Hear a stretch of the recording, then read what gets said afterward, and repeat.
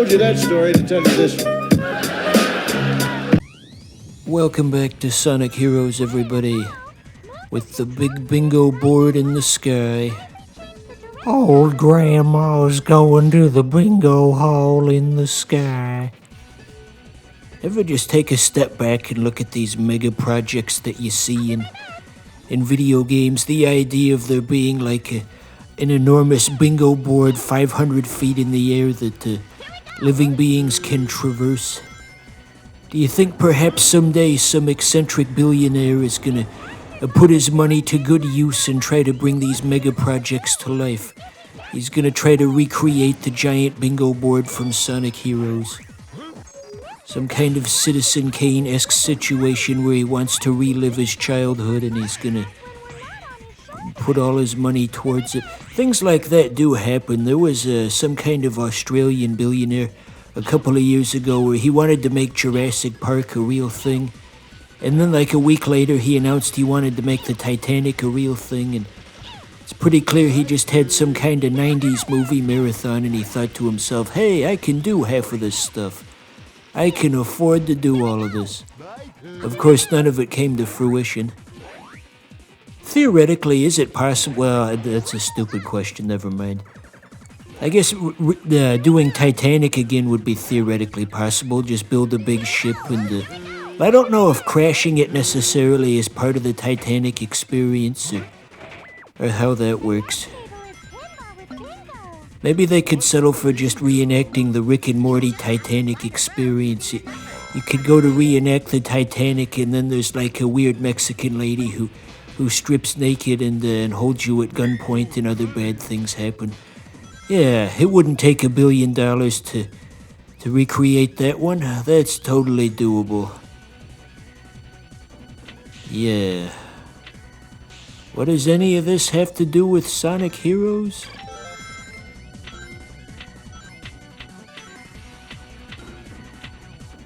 Ugh, these pinball segments are so ass. You could probably already tell that by looking at it, though. If AVGN were here, he'd probably say some kind of creative, profanity-laden tirade that was pre-written in advance, and we'd all have a good laugh. Oh, AVGN, you're still hanging in there after 20 years, because the internet refuses to let you leave. The people on the AVGN subreddit just kind of puzzle me, honestly. It's like, I understand that there's been a very noticeable decline in the quality, but the level of bullying that you give this poor guy, it's like you're even more pathetic than he is at this point. You're just gonna go there every single day and complain non-stop about a guy who barely even posts. You got all your dumbass memes that don't even make sense. It's like 540, 540. Like, who the fuck even are these people? I look at a lot of the posts online lately, and it does kind of feel like it's just written by bots. It's like, I have a hard time believing a human being made this. This level of loser does not exist in real life. I say as I'm making a Let's Play of Sonic Heroes, but anyway.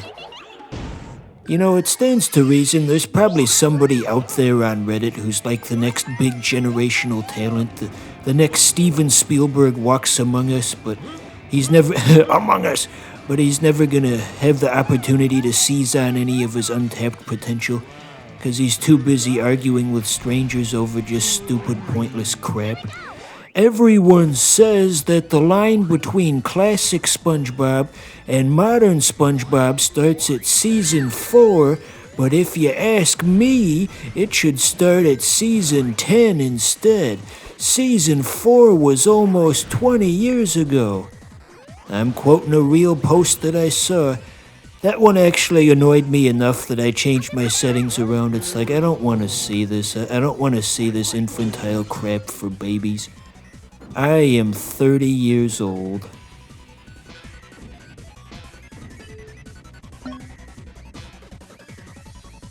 Be careful not to fall off. But wrapping up my point about AVGN, those people on the hate subreddit, they do kind of speak to a very valid point. No, look out for the hole, you stupid fuck.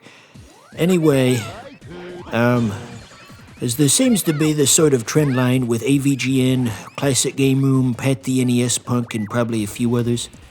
Or is there's this sort of Gen X gaming YouTuber midlife crisis that seems to be going on. Just that whole generation of guys seem to really be struggling all at the same time. That means it's probably about T-minus 15 years before that happens to me. What's my midlife crisis gonna look like? I wonder. What kind of crazy shit am I gonna do? How am I gonna give up on life? There are so many different ways to do it. But anyway, I was looking at the Pat the NES Punk a couple of days ago, and I hadn't checked on his channel in a couple of years.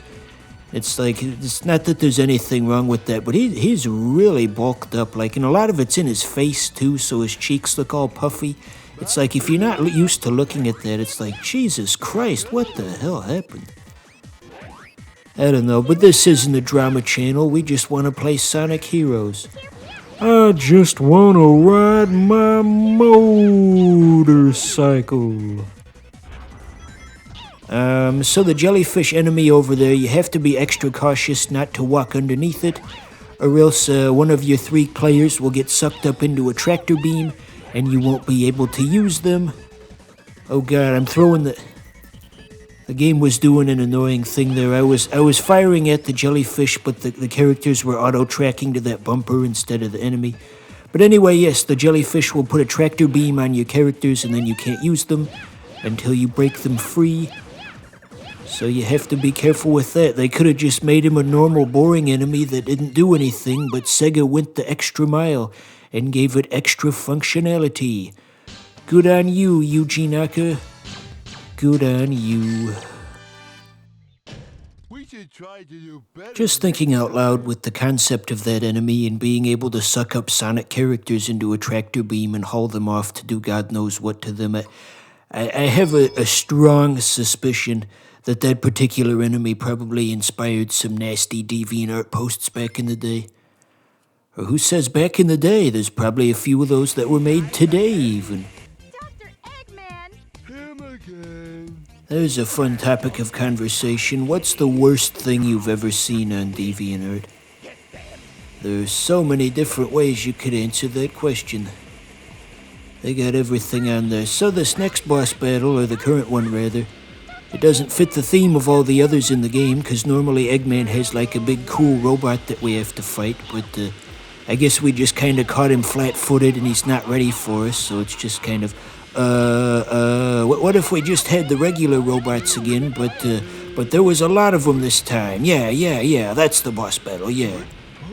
This is very much a, oh shit, I forgot to get my grandkid a Christmas present, so here's this crap from the bottom of my purse type boss battle. Wow, that's awfully specific. Did that happen to you, you're probably wondering? That's the fun of this channel. You don't know which of my stories are real and which ones are fake. Ooh. And another thing, I know it's a cliche to complain about the sound mixing in 2000 Sonic games, but it's just as bad in here as it is in the adventure games, because like whenever there's a bunch of flying enemies on the screen, that they just blast a bunch of like industrial fans in your face. You might have noticed that, just that overpowering noise. You could probably barely even hear me over the fans when they're going. It's like, why did Sonic games consistently have such bad sound mixing for so long? I guess they probably just had one guy working on the sound mixing, and that was just his preference to just crank everything up as high as it goes. Well, how do we get that balloon up there? You saw it at the top. It's too high for us to reach. It's probably just the springboard that does it. But I'm not gonna do it. I'm gonna leave you in suspense. You're gonna have to buy the official Moby Games the Sonic Heroes strategy guide from 2003 if you want to know how to reach that balloon. Well, this really is baby mode. You don't even need to use the tornado to flip the turtles in this one. You still can if you want to, but for the other teams, the expectation is that you're going to use the tornado, but here you can just use the homing attack if you prefer. But yeah, I had the strategy guide for Sonic Heroes as a kid, and it was on very small print, and parts of it you couldn't even read what it said. It was just like printed like the size of like a paperback novel. It was just very thick. There wasn't a whole lot of oversight in the production of that. And then my sister ripped out all the pages anyway. It's like, who gives a fuck? What kind of idiot needs a strategy guide to play this anyway? Go away now.